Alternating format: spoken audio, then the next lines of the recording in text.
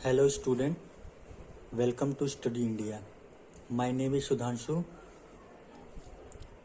Today we are going to start the new chapter of physics, that is motion for class 9th. आज हम लोग class 9th का motion chapter start कर रहे हैं जो कि फिजिक्स का पहला चैप्टर है। तो सबसे पहले हम ये समझते हैं कि मोशन होता क्या है। देखिए, मोशन होता है जब कोई भी ऑब्जेक्ट कंटिन्यूसली अपनी पोजीशन को चेंज करे विद रिस्पेक्ट टू टाइम, उसको हम बोलते हैं मोशन। जैसे जो हमारी अर्थ है वो सन के अराउंड रोटेशन और रेवोल्यूशन दोनों करती है, तो वो सन भी हमारी मोशन में है। कोई भी ऐसी ऑब्जेक्ट जो हमारी सराउंडिंग या टाइम के साथ वो अपनी पोजीशन को कंटिन्यूसली चेंज करे, उसको हम बोलते हैं कि वो ऑब्जेक्ट या वो बॉडी मोशन में है। तो हम सबसे पहले इसकी डेफिनेशन लिख लेते हैं।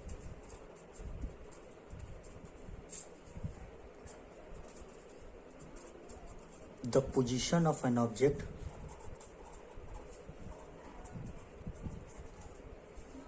is continuously changes with respect to time या फिर सराउंडिंग। ठीक है, इसको हम बोलते हैं मोशन। एग्जाम्पल के लिए आप लिख सकते हो यहाँ पे रेवोल्यूशन ऑफ अर्थ,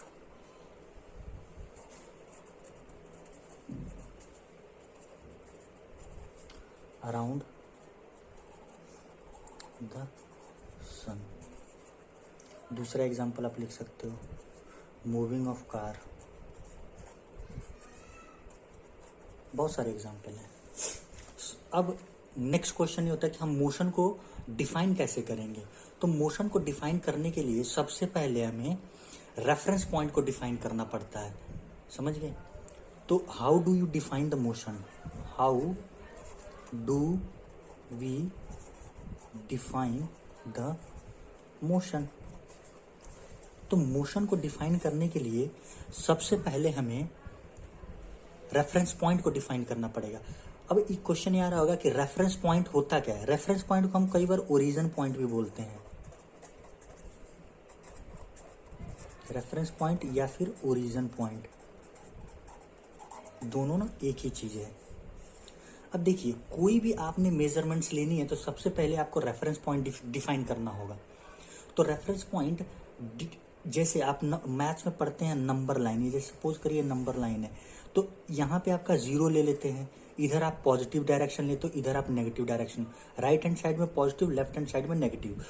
तो अगर हम इस जीरो से राइट हैंड साइड में जाते हैं तो जो भी हमारी मेजरमेंट्स होती हैं वो हम पॉजिटिव में लेते हैं, और जीरो से जो लेफ्ट हैंड साइड में जो भी मेजरमेंट्स लेंगे वो नेगेटिव में होगी। तो ये हमारा जीरो क्या हो गया? Reference point. तो किसी भी मोशन को डिफाइन करने के लिए सबसे पहले हमको रेफरेंस पॉइंट को डिफाइन करना पड़ेगा। सपोज करिए जैसे आपका ये सपोज करिए कि ये अर्थ की ऑर्बिट है, सन यहाँ पे हमारा। अब अर्थ की ऑर्बिट है तो अर्थ तो रिवॉल्व करिए, अर्थ है तो ये हम मान लेंगे कि ये हमारा रेफरेंस पॉइंट है। अब ऐसे कुछ टाइम होगा तो अर्थ यहाँ पे आएगी, ऐसे आएगी, ऐसे ऐसे, तो ये क्या कर रही है? ये उसके रेवोल्यूशन कर रही है। तो इसका क्या हो रहा है? देखिए, हमने रेफरेंस पॉइंट डिसाइड किया ना, डिफाइन किया ना कि यहां से हम ले रहे हैं कोई भी मेजरमेंट। तो और साथ साथ टाइम के जैसे जैसे टाइम बीतता जा रहा है हमारी अर्थ की जो पोजीशन है वो चेंज होती जा रही है। ठीक है, उसके बाद आता है कि हमको मोशन को डिफाइन करने के लिए ना डायरेक्शन बताना पड़ता है। डायरेक्शन दूसरा है, ये पहला हो गया और ये दूसरा हो गया। अब डायरेक्शन की जरूरत क्या पड़ेगी? देखिए, सपोज करिए एक स्टोरी है इसके पीछे। सपोज करिए आपका फ्रेंड आता है आपके शहर में, आपके सिटी में आपका फ्रेंड आता है। अब वो 3 जगह आ सकता है आपके शहर में, या तो रेलवे स्टेशन आएगा, या तो बस स्टैंड आएगा, या तो एयरपोर्ट आएगा। अब आपने उनको बोल दिया कि भैया 5 किलोमीटर आ जाओ, पर 5 किलोमीटर किधर जाना है और कहाँ से जाना है? बस स्टैंड से जाना है, रेलवे स्टेशन से जाना है, या फिर एयरपोर्ट से जाना है? तो आप उनको बताओगे ना कि भाई हमारा घर बस स्टैंड से 5 किलोमीटर है, रेलवे स्टेशन से 10 किलोमीटर है या एयरपोर्ट से 15 किलोमीटर है, तो साथ साथ आपको डायरेक्शन भी तो वहां पे बतानी पड़ेगी कि आप नॉर्थ में आइए, साउथ में आइए, वेस्ट में आइए। तो हमको मोशन को उसी तरीके से डिफाइन करने के लिए हमको डायरेक्शन की जरूरत पड़ती है। ठीक है, अब इसमें ना दो चीजें हमारी आती हैं।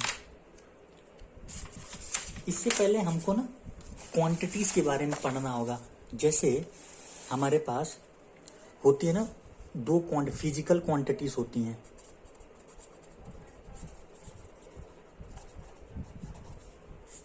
एक होता है हमारा वेक्टर क्वांटिटी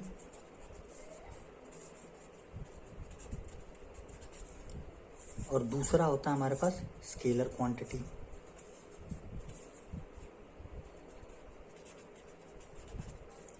ठीक है, तो सबसे पहले हम समझते हैं ना कि वेक्टर क्वांटिटी होती क्या है।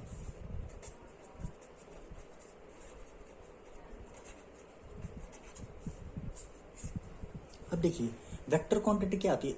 ऐसी क्वांटिटी जिसको डिफाइन करने के लिए हमें मैग्नीट्यूड और डायरेक्शन दोनों की जरूरत पड़ती है। तो इसमें लिखिए आप vector quantities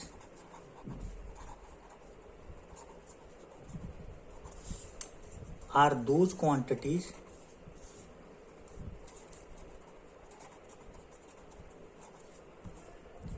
which requires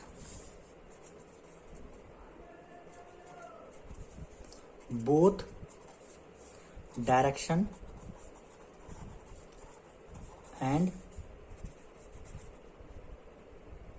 magnitude to define। जैसे एग्जाम्पल के लिए फोर्स हो गया आपका, वेलोसिटी हो गई, एक्सेलरेशन हो गया, एक्सेट्रा।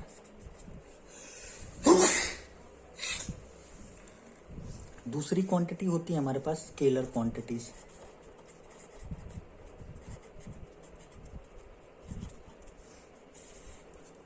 अब स्केलर क्वांटिटी वो क्वांटिटी होती है जिसको डिफाइन करने के लिए हमको सिर्फ मैग्नीट्यूड की जरूरत होती है। तो scalar quantities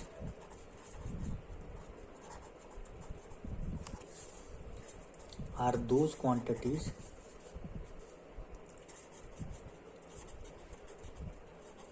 which requires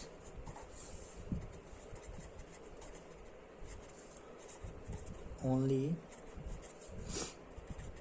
magnitude to define।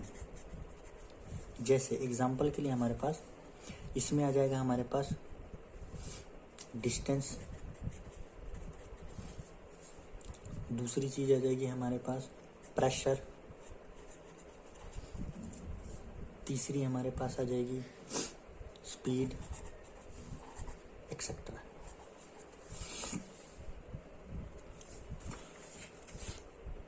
तो फिर आज के लिए इतना ही रखते हैं, बाकी हम कल करेंगे।